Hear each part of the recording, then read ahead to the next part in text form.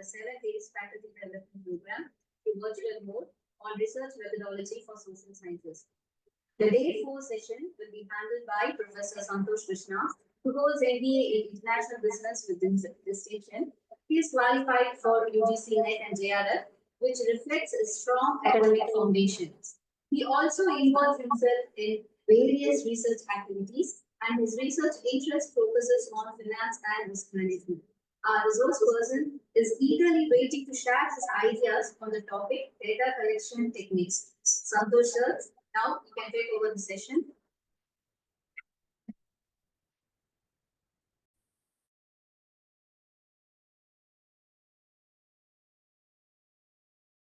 Good afternoon, everyone. I am Santosh Krishna, Professor in Department of Business Studies. I am delighted to welcome you all to day 4 of our faculty development program on research methodology for social sciences.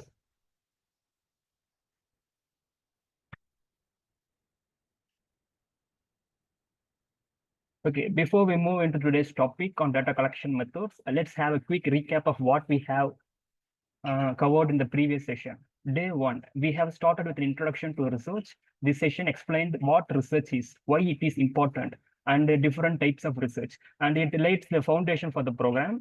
And day 2, we learned about the review of literature. This session explained its importance in identifying research gaps, and they covered the methods and the types of literature reviews, helping us to understand how to build a strong research base.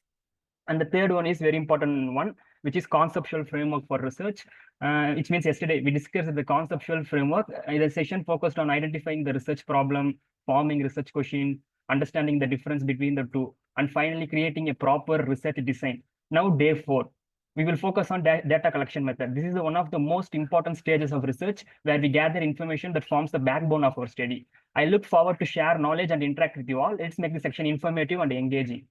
I want to share before we start the section one thing. This research is very important for growth and progress of humanity. We all know many countries are spending billions on research, and companies are also investing a lot in innovation and development. Without research, there can be nothing to change or improvement. It's because of research only our standard of living has improved and businesses have grown and the society has solved many problems. My suggestions to the research scholar is do research that is in a meaningful and useful manner. Your work should help the community, businesses, or society. The end result of your research should be beneficial to others.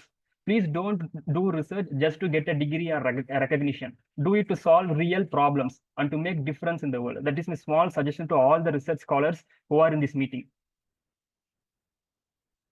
Let's move on to the objective of the section.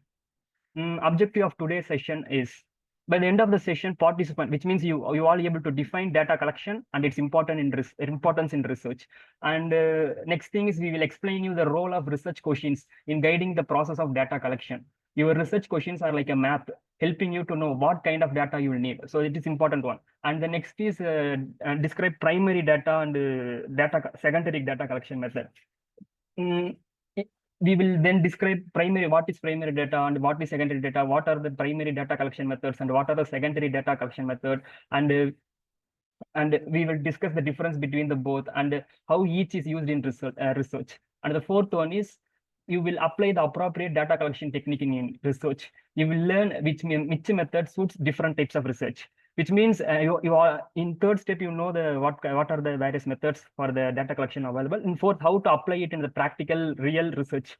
That's the fourth one. Next, fifth one is about covering. Fifth one also covers sampling and its method. So you understand how to select the right participants or data points for your study. Finally, we talk about the ethical consideration in the data collection. It is essential to follow ethical guidelines to ensure fairness and respect for the participants. I request all the participants to be active. If you have any doubts, kindly note it down in the chat box. I will answer it immediately. Next, third one is the meaning of data. Before the section, the meaning of data. I asked some of my friends who is doing research in universities. I asked them what is data. All of them are defining data in a wrong way. They understood data in a wrong way. But the real meaning of data is just a raw, unprocessed facts or figures without context. Data doesn't represent any meaning. For example, you take 42. It's any number. Rupees 500. It is also anything number. And third one is yes. We by these are just the data points without meaning. We cannot understand what they represent. Understand? And the data is derived from the Latin word, which means datum, which means a given fact.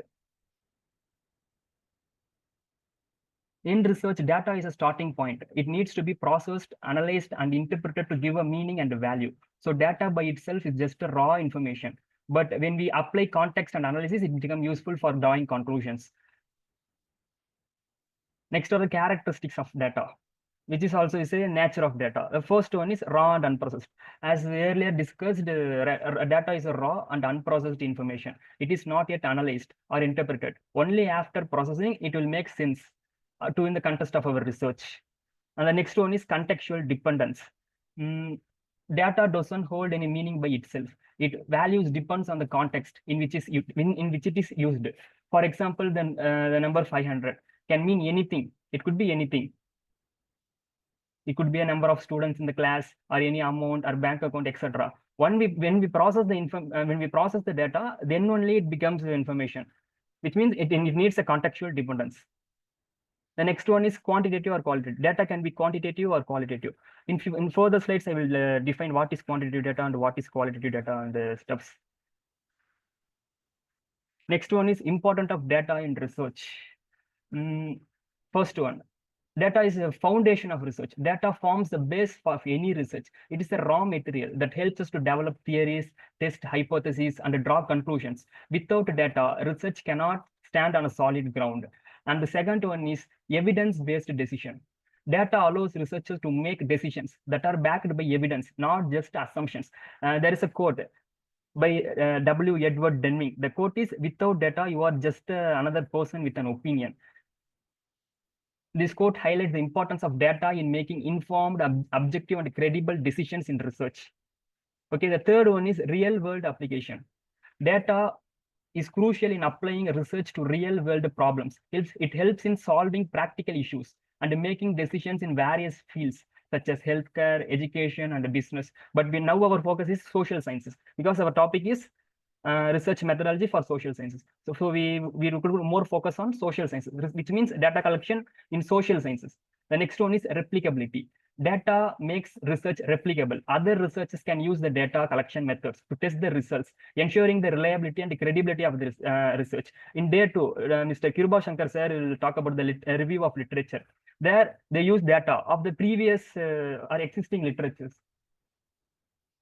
And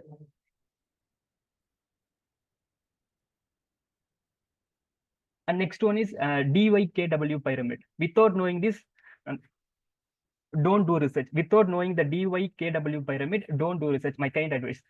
First of all, we'll look into the DYKW pyramid, which is useful framework in understanding how data transforms into valuable insights in research. The DIKW stands for data and information, knowledge, and wisdom. The pyramid represents the hierarchy of understanding, where each level builds upon one below it. First one is data. Data is at the base of the pyramid. We have raw data, which means unprocessed facts and figures like numbers or text. Data on its own present doesn't provide much meaning. Next one is information. When we process the data, it becomes information. The data, when we process it, it becomes information. When we use the information, it becomes the knowledge. When we use the knowledge, it becomes the wisdom. This is it's like a hierarchy. It's like a process also. And see, information. When we process or organize data, it becomes information. Information is that is a structure or given context, make it useful.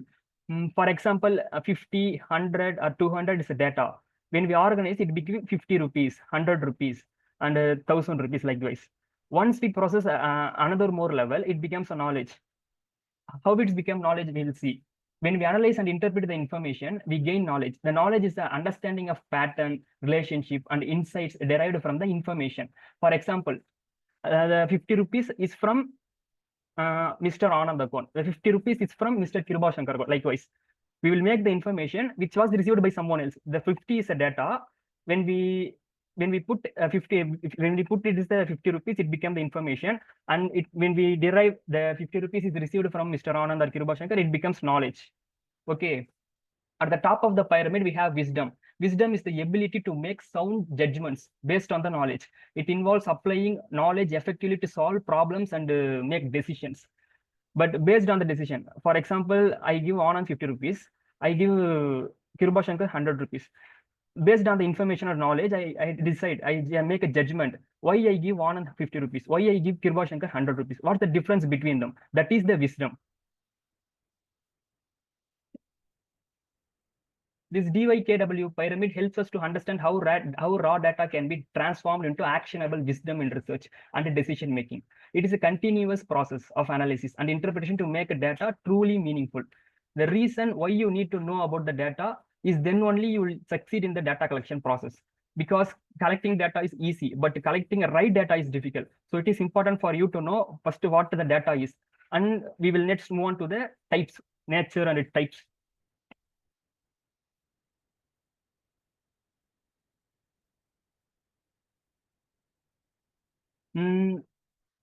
Data can be classified into several categories, and each type plays a unique role in research process. Understanding this type is essential because it helps you to choose the right data for your study and apply the appropriate analysis technique.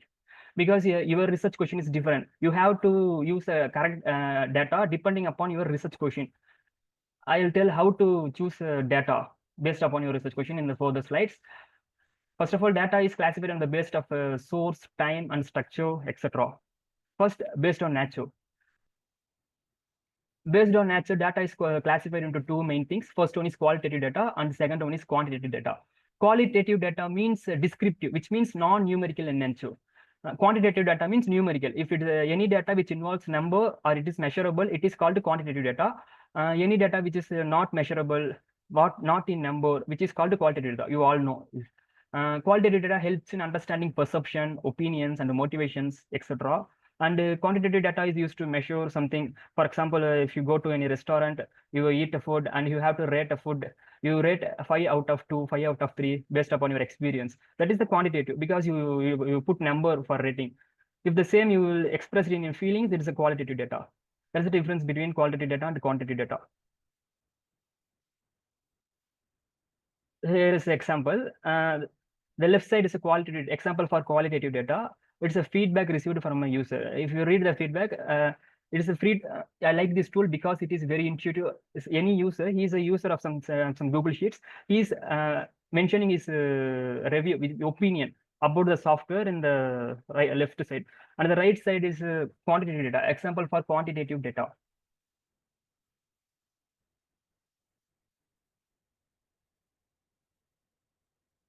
The understanding both the quantitative data and the qualitative data is essential because then only you're able to apply the analysis. Because the analysis for quantitative data is different, analysis for the qualitative data is different. I think the analysis for quantitative data is easy compared to qualitative data.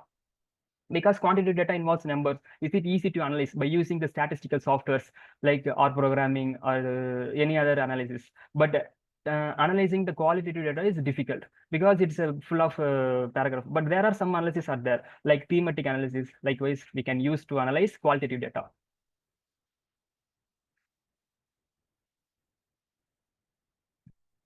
Next one is classification of data based on source.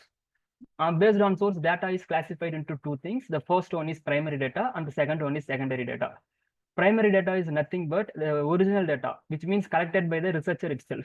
If the data is collected collected by someone else and used for our analysis, it's called secondary data. In primary data, example of primary data will include a survey, interviews, experiments, observation, etc. Example for secondary data includes reports, journals, books, government publications, which are available in online or offline libraries, etc., which are the secondary data examples. Both the primary and the secondary data have their own advantages and limitations, and the choice between the two depends on the nature of your research and availability of data. Your research question will define whether you go to primary data or whether you go to secondary data.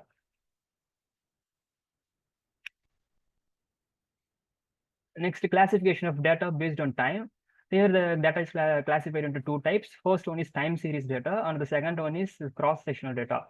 The time series data is collected over a period of time, usually at a regular intervals. It tracks changes or trends in a variable over time. For example, data collected monthly on sales, temperature reading daily, or stock prices over several years is an example for a time series data. And next one is cross-sectional data. Cross-sectional data is collected at a single point in a time over a short period, capturing a snapshot of a situation. This type of data provides information on various subjects like individuals, groups, or entity at the same moment. For example, a survey conducted to understand the spending habits of a customer in a one city at a specific time, which is an example for a cross-sectional data. Next one is move on to the, first we see the meaning of data. Now we'll look on to the meaning of data collection. Carefully look, data collection is a methodological process of gathering and analyzing specific information to propose solutions to relevant questions and evaluate the results. The word methodological process is important. Data collection is not just like that process. It's a completely methodological process, which is planned process. Every researcher should give appropriate care to the data collection process because if you miss data collection, you will miss your research.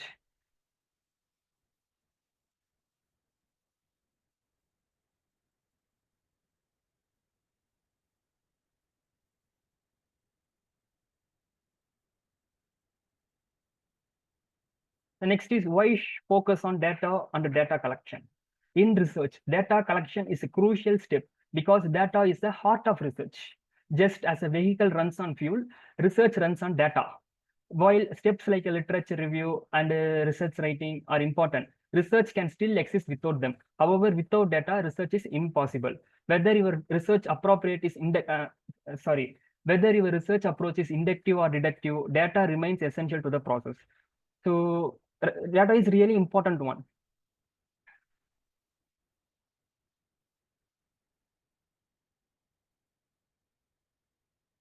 Next slide speaks about the critical, why data is a critical step in research process. The first point is identifying the right data ensures accuracy. Selecting the correct data that aligns with your research problem and objective guarantees a precise and reliable research. And the next point is proper collection methods eliminate bias. Using appropriate data collection techniques, reducing the chances of bias, ensuring that your findings are valid and objective. The bias, the meaning, the word bias means refers to any prejudice or influence that can affect the accuracy or objective of the research finding is called bias. Bias happens when data or results are distorted, either intentionally or unintentionally, it leading to conclusions that are not entirely true or reliable. Bias has a lot of types. For example, we will take into researcher bias, sampling bias, response bias, etc. So avoiding bias is essential to ensure that your research remains valid, reliable, credible. For that, you have to collect the right data. Then only you are able to avoid the bias. The third point is ethical consideration, build trust and credibility. Adhering to the ethical guidelines during data collection fosters trust among the participants and enhances the credibility of your research. Data is not just another step, it's a foundation that supports the entire research process. Here is an example. A flawed data collection process can mislead entire research. As I previously said, if you miss in data collection, you will miss the entire research. Your entire research will be collapsed. You didn't get a correct result of your research. If you want to get correct results of your research, you need to give appropriate care in the data collection process. Next one is importance of data collection in research. The first one is foundation for analysis. Data serves as a base for all analytics, enabling researchers to extract meaning, insights. Without data, analysis is impossible. So next one is accuracy and reliability. Properly collected data ensures the research findings are accurate and reliable, enhancing the overall quality of the study. Next point is informed decision making. Data enables researchers to make decisions based on the evidence rather than the assumptions, improving the validity of the conclusions. The third point is what? Informed decision making. The fourth point is support hypothesis testing. When we are doing in research, the second step is hypothesis development. You have a hypothesis. The data supports the hypothesis testing. Without data, you cannot test your hypothesis. Only data supports your hypothesis. That's an important step in the process. The data provides the necessary information to test hypotheses and validate and refute them efficiently. The fifth one is customization and personalization. Collected data can be tailored to specific research needs, ensuring that the study remains relevant and focused. These five are the main importance of the data collection in research. The first one is foundation. Data is a foundation for analysis, and the data collection is accuracy and the reliability of the research. And the third one is data collection is important for informed decision making. And the fourth one is data collection supports hypothesis testing. And the fifth one is can be customization and personalization. Move on to next slide. It is the important slide, because this is the 9 steps for planning your data collection. Planning data collection is an essential part of any research. Not only research, anything. If you do anything, planning is very important. For research, it is utmost to be important. To make sure your process is smooth and effective, you can follow these 9 simple steps. The first one is define your research goal. Start by clearly understanding what you want to achieve through your research. Ask yourself, what problem am I trying to solve? And next, what question I am answering? And a well-defined goal is the foundation of your entire study. So first step is to create a research plan or a research question. What's the objective? Then only you are able to collect proper data. If you don't know your objective, you are not able to collect the data which is suitable for you. The first step is identify the problem. First is problem. Then you have to develop a research question. Then you have to go for a data collection. The next is identify data requirements. The next, decide what kind of data you need. Will you need numbers or opinions? Think about the specific details. You need a quantitative data or qualitative data, primary data, secondary data. You have to fix in the stage 2, which means step 2. Step 3. Step 3 is select appropriate data collection methods. You have to choose methods that fits your research. For example, if you need a detailed opinions, interview might be best. If you need number of trends, surveys, or experiments could work better. And the fourth one is set a realistic timeline. You have to fix the timeline for doing research. For data collection also, you need to set a realistic timeline. Plan your time carefully. Decide when will you start and when you will finish data collection. Be realistic. Consider the resources you have, like time, money, manpower, etc. The next one is design the method. Once the method is selected, you have to design tools to collect the data.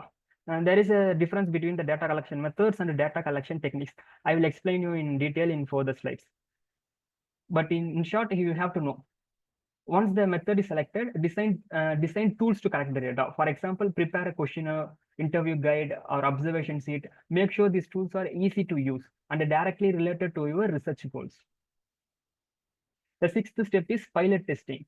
The pilot testing is the important one because we framed the questionnaire, but the questionnaire is aligned with your research goal or not. We didn't know. We thought it is right, but the real one is if you guide or if any experienced professionals will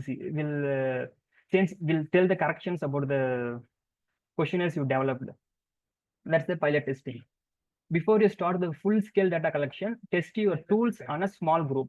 This will help you to find mistakes or unclear questions, ensuring your methods are reliable and effective. The seventh one is standardization. To maintain a consistency, standardize your methods. This means making sure everyone involved in the data collection follows the same process. Standardization is the important process because you frame a questionnaire. If you have a research collection team, which means a data collection team, everyone have a different types of methods. It will create misleading. So you have to standardize your method and there is a need for uniformity.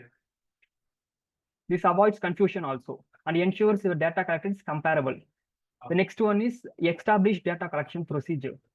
Clearly define how, when, and whom the data will be collected. It's a very important step in the process because you have to decide whom to collect data, when to collect data, and from who is collecting the data. This information will be definitely important for your data collection journey. Next one is data analysis plan. Once you collected the data, you have to analyze it. Finally, you have to discuss how you will analyze the collected data. Will you use statistical tools or you will look in for the patterns in interviews? I have a clear plan for processing and interpreting the data to answer your research questions. By carefully following these 9 steps, you can make your data collection process systematic, accurate, and efficient.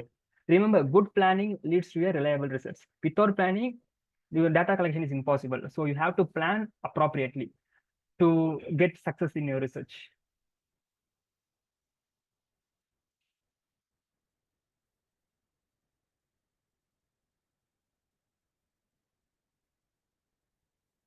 Okay, let's take a 2 minutes break. In the meantime, poll is posted on our chat box, and I request all the participants to participate in the poll.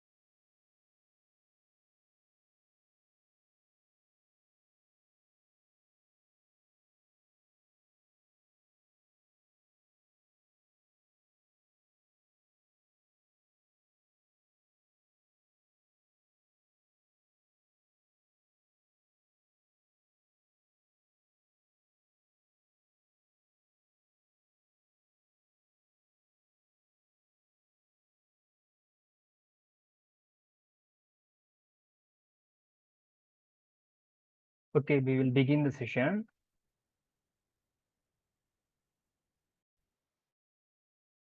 Please answer the polls which are posted in your chat box. Only 35 of the participants are answering the polls. I request all the participants to answer the poll.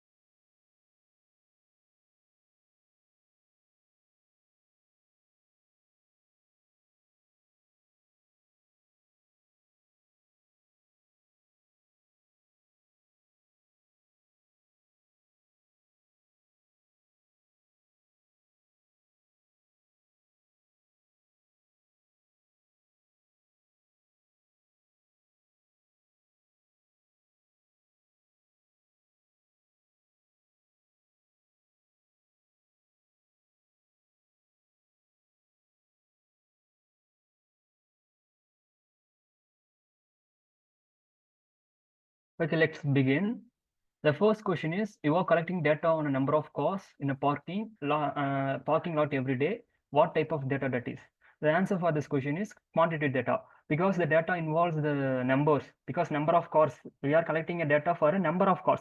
It involves numerical values, so it is a quantitative data. So most of the participants are answered correctly. And the second question is, you record the colors of car in a parking lot. In bracket, it includes red, blue, green, etc.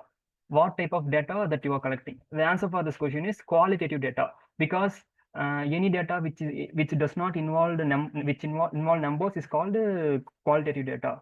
Another two, discrete data and continuous data, which are in options, are types of quantitative data, which means discrete data means data which are countable is called discrete data. Continuous data means data which are measurable.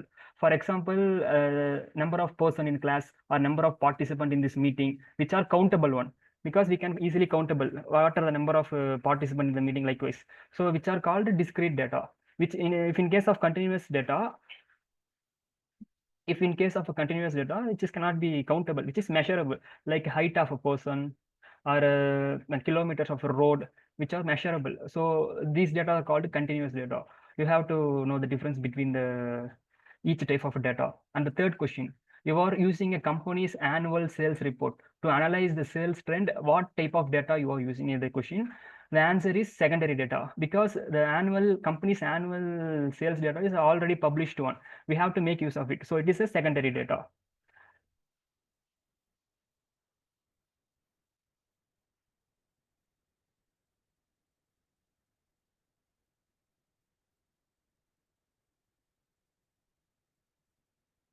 Okay. Now that we understand the importance of data and how to plan its collection and the types of data, etc. Now let's move on to the methods of data collection. It is an important one. In research,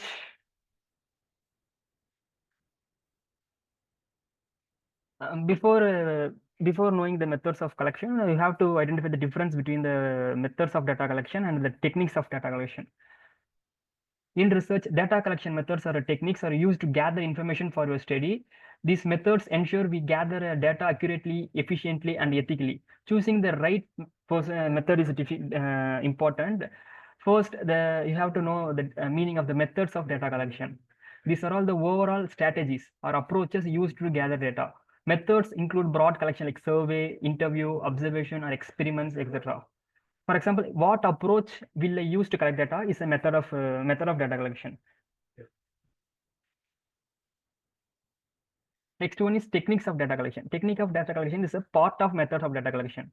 It means developing a questionnaire or using a rating scale, which means tools. Okay. Method of data collection is a process. Technique of data collection is a tool which is used to gather the data. In research, data collection methods are broadly divided into two categories. The first one is primary data collection, and the second one is secondary data collection.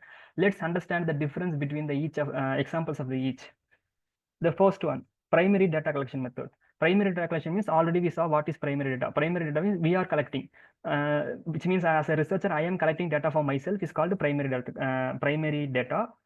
Secondary data means we are using the data from the others, which means already published article or journals or books or anything. If you can use this others work, it is called secondary data.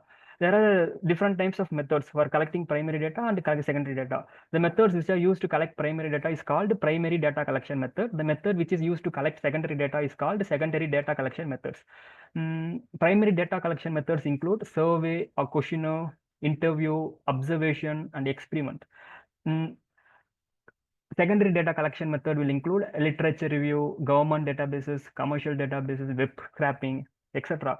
Even if you go to library, you can review the books of books available in the library, which is also a secondary data.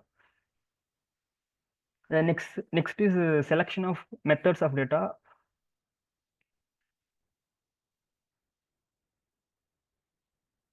Choosing the right data collection method is crucial in research. The method you select depends on the several various factors. Let me explain one by one with a simple example. The first one is nature of phenomena under study. Nature of phenomena under study means in what situation you are collecting your data, which means, for example, you take observing students interaction in a classroom, which means if you collect data by observing the students in a classroom, it involves something like observation method. You have to decide likewise. The second is type of research subject. Type of research subject is also will help to choose the correct data collection method. For example, if your research subject is an human, you can use interview method. If your research subject is an animal, you can use in vivo, in vitro, or other biophysiological methods are available. You can use it. So based on the subject, you have to fix your data collection method. The third point is type of research study. The quantitative studies require structured methods like surveys, while qualitative studies use open-ended questions like focus group, etc. We see in the quantitative data and qualitative difference. There are two. One example is like collecting a qualitative data, which is the survey, which is a open-ended question, which is received from a user of some product. It involves his opinion about the product. But in the right side example, we saw there is a five scale, which means 5 star. That is a quantitative. Next one is purpose of research study. Exploratory studies need flexible methods like unstructured interviews, while descriptive studies require structured tools like questionnaires. For example, explore a new topic or versus measuring satisfaction level. These are all. The next one is size of the sample, study samples. As a state sample, a large sample may need standardized method like online surveys, while small samples can be managed with in-depth interviews. For example, if your research question is to identify the student mentality all over the India, which means you have to identify the student's mentality in India. You are not able to. I think it's interviews not a best method to identify the mindset of all over the India, because India is geographically very big land, so you are not able to go and ask each and every student to ask for interview. So best method is by using online surveys, which is helpful to reach more number of participants. If your sample is large, you can use something like that. The next one is purpose of research study. Sorry. The next one is distribution of target population. If the population is spread geographically, you can use online or telephone service. As I before said, if your target population is in something like London or USA, you can use something like an online or telephonic service. The next one is time frame. Limited time requires faster methods like secondary data collection, while longer timelines allows for experiments. A 2-week study might use existing data. A 1-year study would include field experiments. Time frame is also important one for choosing a data collection method. For example, your research time is within a week. You can use methods like interview or anything. If your time frame is too long, for about a year, you can use secondary data methods, which means annual data likewise. The next one is literacy level of a subject. Literate, for example, if you literacy is important one in survey in collecting data. If your target audience is illiterate people, which means they are not able to read and write, the survey is not working because they don't know how to write, how to able to understand the what is in the survey. So the best method for them is interview method. So literacy level of the subjects also will play a major role in selecting a right method. And the next one is availability of resources. Based on your resources and man availability, time, and manpower, based on that also you have to fix your method. For example, for taking interview, which means really requires a lot of cost, manpower, etc. But surveys are easy one. You need to take a printout of the survey questionnaires and you have to give to a lot of participants. It also reduces times. The work is simpler. So based upon your need, you can choose. The next one is researcher knowledge and competencies. This is the important one. Researcher skills in specific methods determines the choice. Example, if you are skilled in conducting focus group, you can gather qualitative insights. And if not, you may prefer surveys. That's like that. Next one, instrument and tools of data collection. Instrument is a device used to measure the concept of interest in a research project that researcher used to collect data. The following are the tools used for data collection. The first one is interview, the second one is questioning, third one is observation, and the fourth one is biophysiological methods, as I previously said, in vivo and in vitro methods.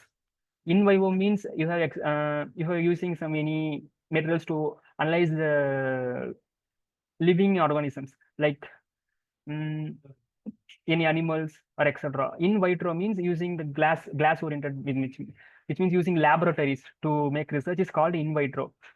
If you research a biological product, which means a living product, it is called in vivo. If you research by using a laboratory, which is called in vitro, that is the and other methods in projective techniques and QSAs are the other methods.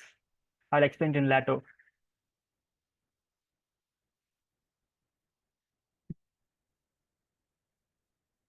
The first method is interview method. Every researcher, 20 to 30 years ago, every researcher choose a method interview because their survey method is not also popular and there is no online forms there. So every researcher can prefer an interview method because this is the suitable method then. Interview method is a method of collecting data where researcher asks questions directly to the participant to gather detailed information. It can be conducted face to face, over the phone, or virtually. Now the interview must be conducted through via online calls, WhatsApp calls, etc. Interview allow in-depth exploration of a subject. The question can be structured, even though semi-structured or unstructured, interview will be able to get the appropriate answer. For example, imagine you are researching challenges faced by farmers in rural areas. By conducting interviews with the farmers, you can understand the specific struggles such as irrigation issues, market access, government policy awareness, etc. Interviews are powerful tools to gather insights directly from the individuals, making them suitable for studies, requiring personal perspectives or any deep analysis. Interview method is the most widely used method in data collection, and it's also one of the easiest method also. Let's see the benefits of interview method. The first one is provide in-depth and detailed information. Because it is the phase two, you are able to get in-depth and detailed information from the respondent. And the next one is permits greater depth of response. The first one, 7 points remains same. And third one is data from illiterate subject. If a subject is also illiterate, he is cannot able to read and write, interview method is good for them also. Next one is higher response.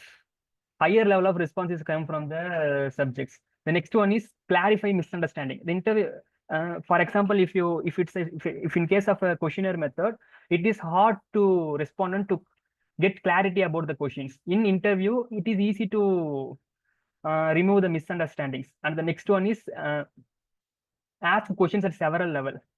Interview is good for a structured and both unstructured interview also. You can add a question at that moment.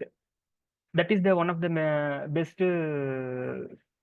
example I am telling. The next one is help to gather over supplementary information.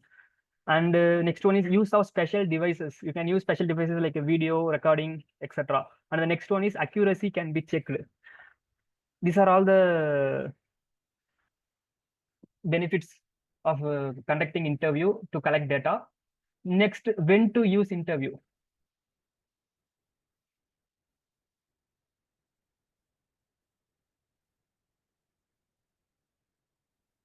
Interview method is especially useful in certain situations where other data collection methods may not provide in-depth or clarity you needed. Here are some scenarios where interview are best practice. The first one is exploring in-depth insights. When you need detailed, personal, or complex information, interviews are perfect. They allow you to ask follow-up questions and explore deeper into the subject. Example, if you are studying person's career path, you can explore with their motivations, challenges, and experiences, which would be difficult to capture through surveys. The next one is complex or sensitive topics. If the topic is complex or sensitive, the interview method is best. And the third one is to follow up on other methods. You can use interview to gather further details or clarify responses obtained from the other method, such as surveys or observations, etc. They can help explain ambiguous data or expand and specify. For example, after collecting a survey data on customer satisfaction, you might use interview to understand why behind the certain responses, providing a clearer picture of customer needs. The next one is structured interview. This is the types of interview. Previously, we said what are the interview, when to use. Now we are going into types of interview. The first type is structured interview. It means it is a mean of data collection in which interview is made with a detailed standardized schedule. Same questions are put into the all respondent and in the same order. The word structure, which means scheduled or standardized. That is the meaning of the word structured. The same questions are put into all the respondents in the same order, which is called a structured interview. The characteristics, which means nature of the structured interview, or it's a formalized and a limited set of questions only are included. Next interview, each interview is presented exactly with the same questions in the same order. It increases the reliability and the credibility of your research data.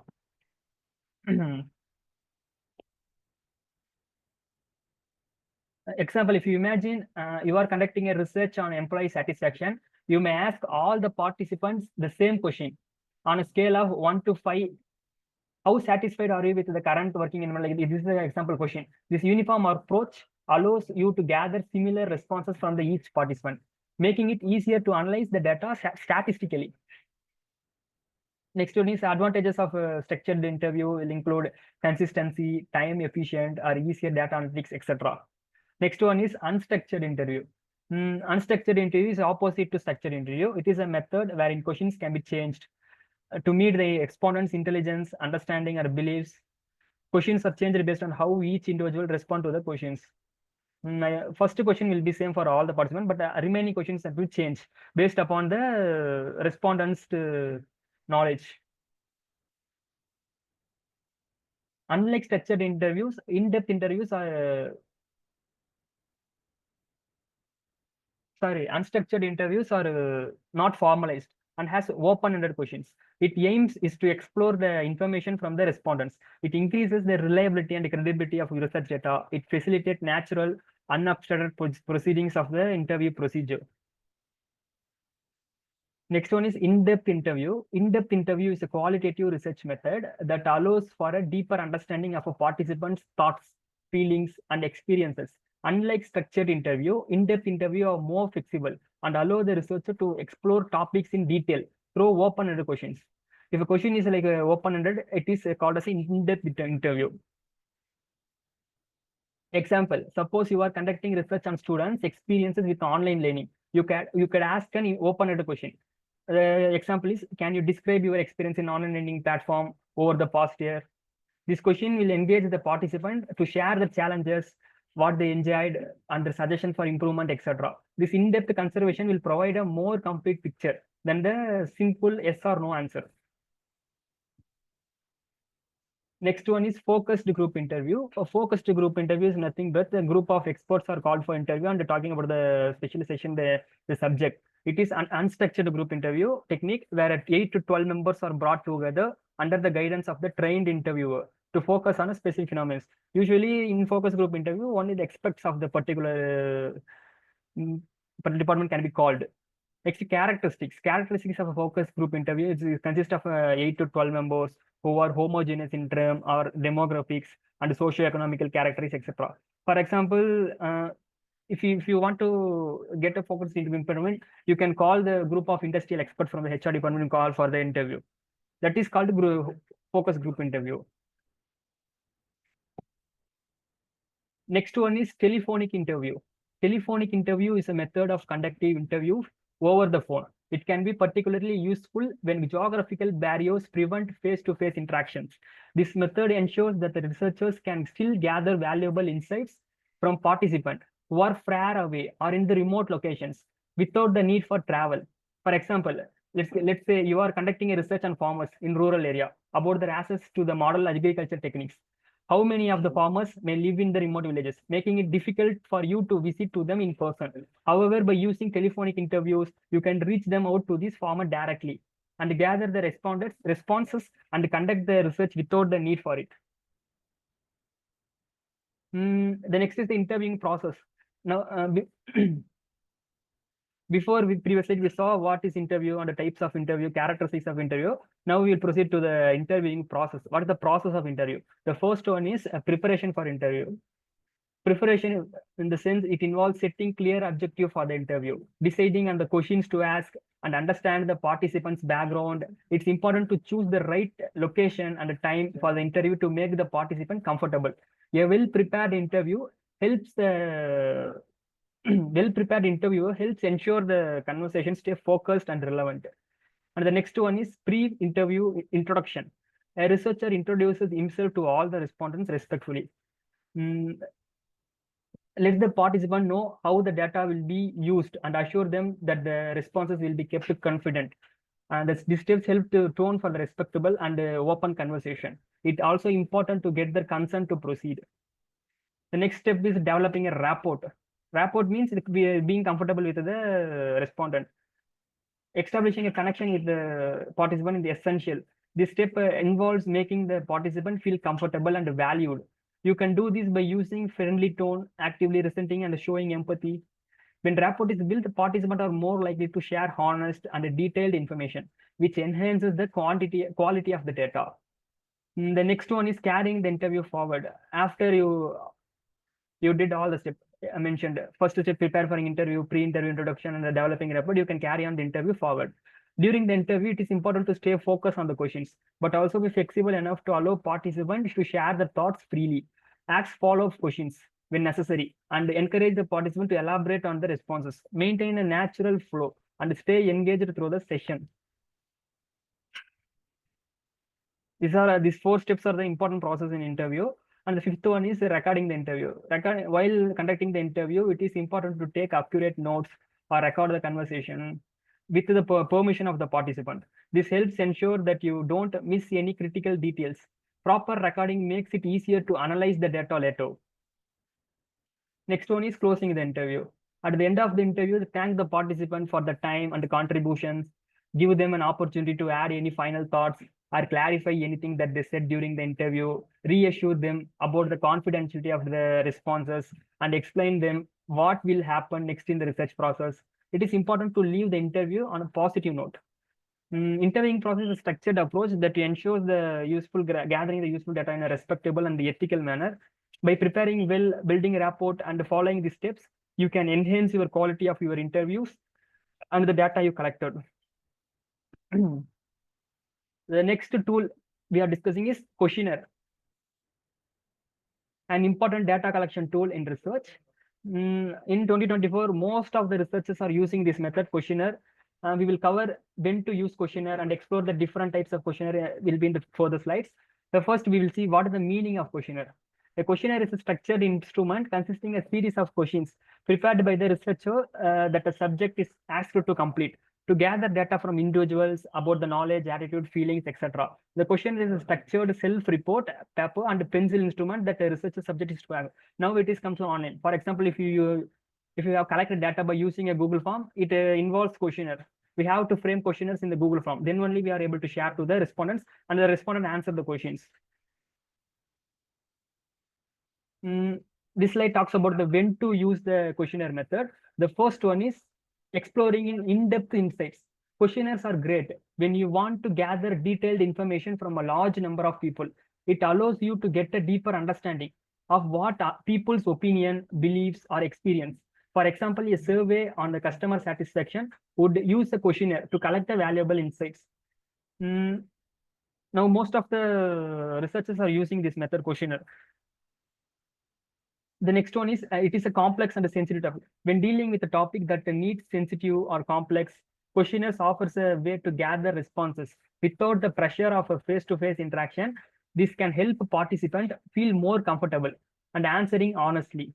For instance, questionnaire on mental health issues can allow participant to express their feeling about the feeling judged without feeling judged. The next one is to follow up on other methods. After using other methods such as interviews or observations, a questionnaire can help you to gather more data or confirm findings. It serves as a follow-up to validate or further explore what has been already discovered. The next is types of questionnaires. The first one is open-ended question, and the second one is closed-ended question. And dichotomous question, multiple choice question, cafeteria questions, rank order questions, and the contingency question are the types of closed-ended questions. We will see elaborately in the next slides about the types of questionnaires. The first one is open-ended questionnaire. These questions allow respondents to express their thought in their own words. They are helpful when you want to gather detailed qualitative data. For example, what your views on the current education system, which it is a open-ended question. A respondent can answer anything he might thought. The next one is closed-ended question. These questions provide respondent with a specific option to choose from. They are easy to analyze and are often used when you need quantitative data. For example, do you prefer classes or will you prefer online classes or offline classes is the question. The answer is just yes or no. That is a closed-ended question. The options of the questions are within the limit, that is called a closed-ended question. We'll see in later by example. The dichotomous question is a subtype of closed-ended question, which means there are a type of closed-ended position with only two possible answers. For example, do you like the tea is a question. The answer is just yes or no. That is a dichotomous question. The next one is multiple choice question. Here the respondent can choose from several options. In below the question, there are several options are given. The respondent might choose the best option he might think. For example, the question is, what is your preferred mode of transportation? The options may be car, bus, bicycle, or walking. The respondent can choose whatever he feels comfortable. The type of multiple choice question. The next one is cafeteria questions. These questions offer a broad range of choices, allowing respondent to select multiple answers. For example, what do you think about hormone representation? As an example, it is dangerous, it should be avoided. It's one option, and one should be cautious while using it is another option. And I am certain about my views. It is beneficial or should be promoted. These are all predetermined, which means prefixed options, which relates to the respondent's mindset. That is called cafeteria questions. Next one is rank order questions. Rank order questions is respondents are asked to rank items in order of preference. For example, the rank of the following social media platform from the most to least. For example, in this example, let's see what according to you is the most important for your life. There is three options is given. First one is money, education, family. The respondent is asked to rank the according to his opinion. For example, I rank family as my first priority and education as my second priority and the money as my third. Likewise, the respondent is asked to rank the questions, options.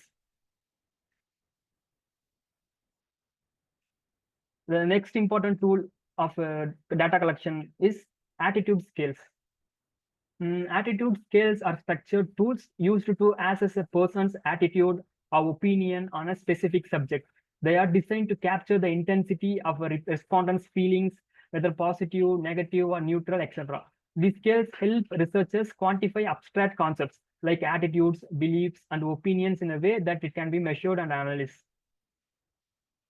These are the types of attitude scales. The first one is Likert scale. You all might know. The second one is semantic differential scale. The third one is visual analog scale. And the fourth one is observation method. And the fifth one is rating scale. And the sixth one is checklist. Before going into the types of attitude scale, let's have a 2-minute short break. And in the meantime, you can attend the poll which is posted in the chat box.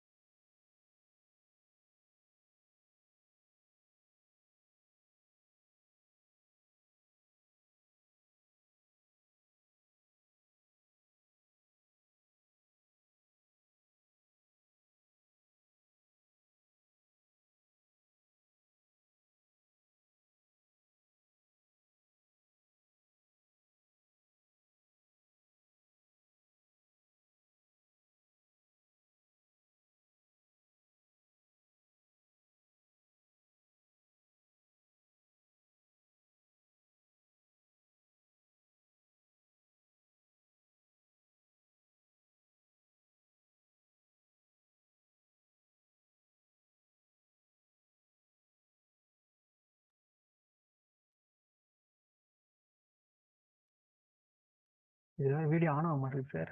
Video on ஆகலையா?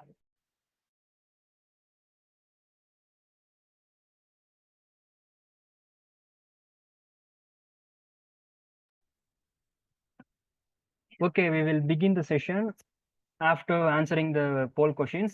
The first question is, you are interviewing a students about the study habits. What method you are using? That is the question. The options are questionnaire, interview, observation, and survey. The answer is interview method. Question itself have the answer. Because for interviewing the study habits, it means the interview is the best method. Then only you are able to interact with the students and ask them what are the flaws, what habits you are doing, which time you are studying, like etc. The next question is, you observe customers in a store without interacting with them. What type of observation you are using is the question. The options are structured, participant, and non-participant, and focus group. The answer is non-participant, because the observer cannot interact with the participants. So the answer is non-participant observation. The third question is, you can ask the survey participant to choose between yes or no for a question. If yes or no will come, definitely the answer is dichotomous. Di means two, yes or no, which involves only two options. It means yes or no. That is a dichotomous question. Okay, we'll move on to the session.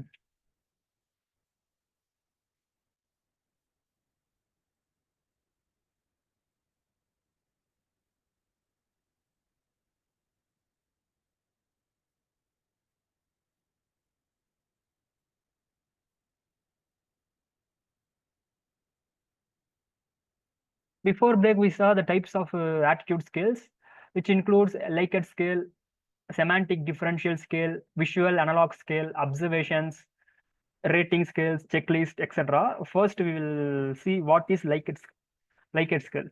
A Likert scale is a type of scale used to measure attitudes or opinions. It involves a series of statements related to the topic, and respondents are asked to indicate their level of agreement or disagreement with each statement. The Likert scale usually uses the 5-point or 7-point scale, where each point corresponds to a level of agreement or disagreement, such as strongly agree, neutral, disagree, strongly disagree, which is a 5-point Likert scale. In some cases, it can have more points to capture more responses. The characteristics of a Likert scale, which include it is a psychological measurement tool. It illustrates in nature, and it neutrals the statements. It is dipolar, which means positive to the negative, which means disagreement to agreement. That's the purpose of the using Likert scale. It is help to measurement of the specific numbers of scaling categories. This is the example of a Likert scale. This is the question in the left side. I believe this product was good value. There are 5 scales are used. One is strongly disagree, neutral, agree, or strongly agree.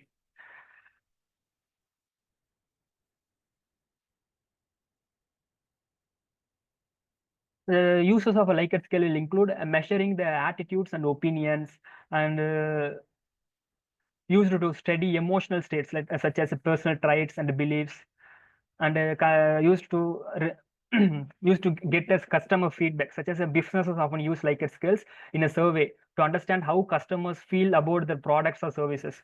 For instance, after using a services, customer might be asked to rate their experiences on the Likert scale, which means strongly agree, disagree. That is the example we are given in the PPT. And next is, it is easy to understand, and it is a quantifiable data, so easy for analysis, and it is widely used method also. The next one is semantic differential scale, which is also similar to the Likert scale, but there is a difference. The semantic differential scale is a type of scale used to measure the connotative meaning of the objects, events, or concepts. It typically involves a set of bipolar objects, which means good or bad, happy or sad, strong or weak. The 5 points are fixed between the good or bad. I will show it in the example. The usage of a semantic differential scale is used for most widely used for a passion satisfaction survey, customer satisfaction survey, employee survey, marketing survey. In these kind of surveys, the semantic differential scales are used. This is the example of the semantic differential scale. Here you see boring and interesting. Within that, the 5 points are given: very much, somewhat, neither, somewhat, very much. which means if you click the right side very much, it means boring. If you click the left side very much, it means it is interesting, very, very much interesting. That is the usage of the semantic differential scale. But in Likert scale, this is not available, only left side, which means you have to agree or disagree to the one statement.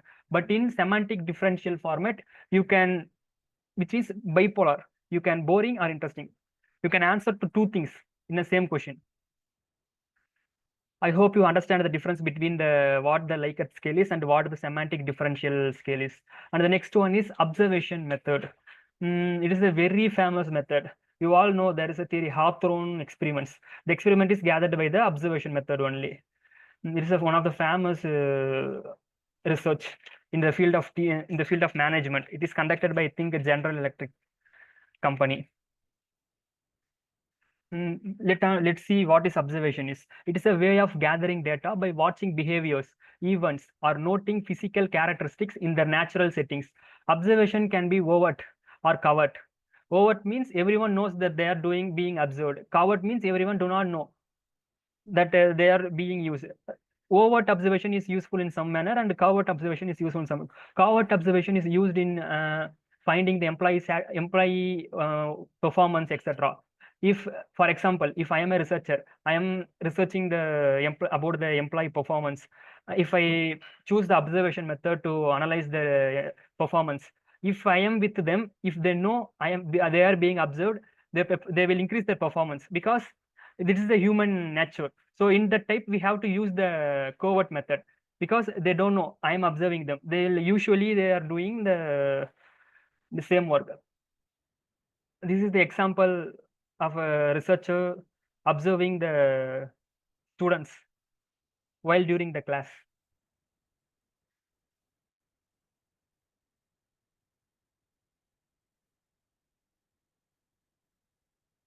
Next, the uses of observation is to understanding the behavior. Observation helps researcher to see how individuals or group behave in specific situation, providing valuable insights. And the real-time data researcher can capture as events unfold, making it especially useful for studying dynamic or ongoing phenomenon. And it helps to know about a physical setting. And data collection where other methods are not possible, observation method is here to, for example, if you are researching about animals behavior, then the observation method is a perfect method, because we cannot arrange an interview with animals because they are not able to talk. So that in that type, the observation method is enough. Next one is types of observation, usually 4 types. The first one is structured observation, and the second one is unstructured observation. Third one is participant observation, and the fourth one is non-participant observation. Third and the fourth one are the very most important types of observation: participant observation and non-participant observation. Let's see what the structured observation is. Structured observation involves predetermined categories or checklist. The researcher has a clear plan for what behaviors to observe and how to record them. This method is highly organized and useful for quantifying data. While unstructured observation, researcher observes without predefined categories or a checklist. This method is more flexible and allows the researcher to capture a wide range of behaviors. Next one is participant observation and non-participation observation. As I told previously, participant observation means in this observer may live or work in the field and actively participate in the ongoing activities for the extended period. In case of non-participant observation, an observer works as an eavesdropper where an attempt is made to observe people without interacting with them. You answer the poll, which means without interacting with them. The next one is the process of planning for the observation. The first one is determining the focus. Then the second one is design a system for data collection. Third one is select the sites. Fourth one is select the observer. And the fifth one is train the observer. And the last one is time your observation appropriately. This is the steps for doing an observation process. And rating scale. There refers to the scale with the set of opinion which describes varying the degree of dimensions of an attitude being observed. Rating scale is a device by which judgmental may be qualified or an opinion concerning a trait can be systemized. That's it. These are the important tools which are used to collect data. And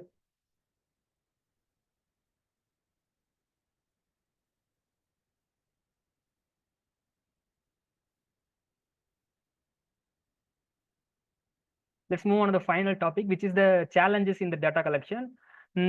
These are the important challenges while collecting data. The first one is non-response issue. The non-response issue is personally I'm feeling that issue. When I'm doing research, I send the survey to nearly 1,500 people through various modes like WhatsApp groups or my friends, through my friends, etc. But the respondents, only 40 to 80 people responded to my survey after a week. That's really heartbreaking. Most of the people did not respond. That is one of the main issue. The next one is ethical challenges. Ethical challenges means the researcher have to be ethical. There is a lot of manipulation in data possible, which makes the research unethical. And the next one is technological barriers. Technological barriers means the barriers which cause used by technology.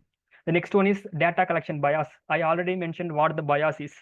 There are various kinds of bias like sampling bias or respondent bias or observer bias. There are a lot of types. And the fifth one is incomplete or accurate data. If your data is incomplete or inaccurate, it will show incomplete results or which means a wrong result. The next one is time and resource constraint. Time and resource constraint is one of the important product because if it takes a long time for collecting data only, there are a few more steps are there. Example, data analysis are there, testing hypothesis is there. That also need to be taken at utmost care. So these are all the common challenges of research involved. By this, I end my session.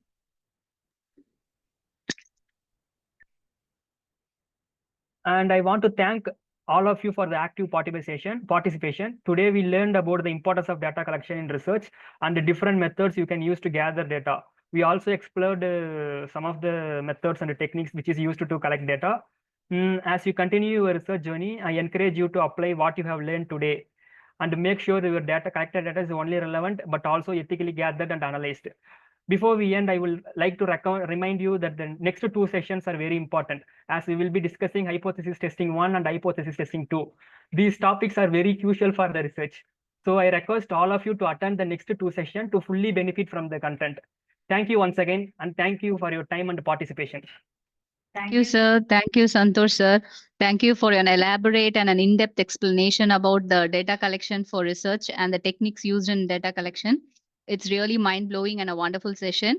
And also you gave many examples for each and every topics like types of interview, scales and observation and all. I think the participant would have understood very well with your examples. Thank you once again, sir. And I also thank the participants for cooperating with us for this full session. Thank you one and all. And the feedback link is posted in the chat box. You can fill the feedback form. Thank you all.